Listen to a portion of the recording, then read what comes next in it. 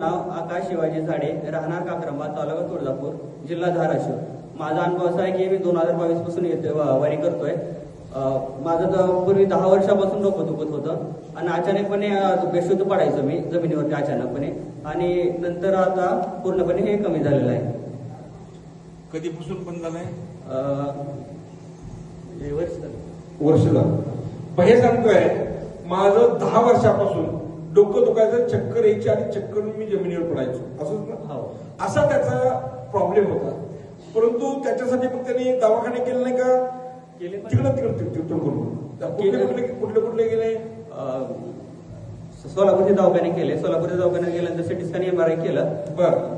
फक्त डॉक्टर सांगायचे की फक्त झोप घेत जा आणि झोप घेत जा, जेवण वेळेवर करत जा, पण ते त्रास होतच होता. बरं. डॉक्टरांनी सांगायचं की तुम्हाला झोप भरपूर घ्यावी लागेल आणि जेवण पण टायमाला करावं लागेल. त्याचं करतेच. भूक लागल्यावर मला जेवते का नाही? बोला की. आणि झोप जेवढी लागते तेवढी झोपते का नाही? डॉक्टर लोकच सांगायचं. मग असं सांगितलं, पण काय फरक पडत नव्हता. मग त्याच्यानंतर 2022 साली मलकापूरला आले. 10 वर्षापासून हा प्रॉब्लेम होता.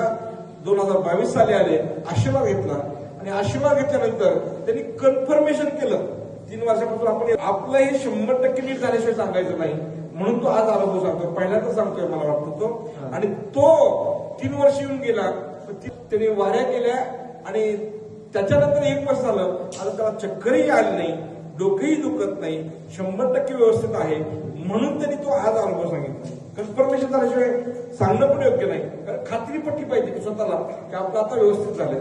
त्याला खूप मोठा आजार होता, पण इथला आशीर्वाद घेतल्यानंतर तो आता ओके आहे. हा त्याचा अनुभव आहे. टाळ्याच्या गजरामध्ये त्याचं स्वागत केलं. मोठ्या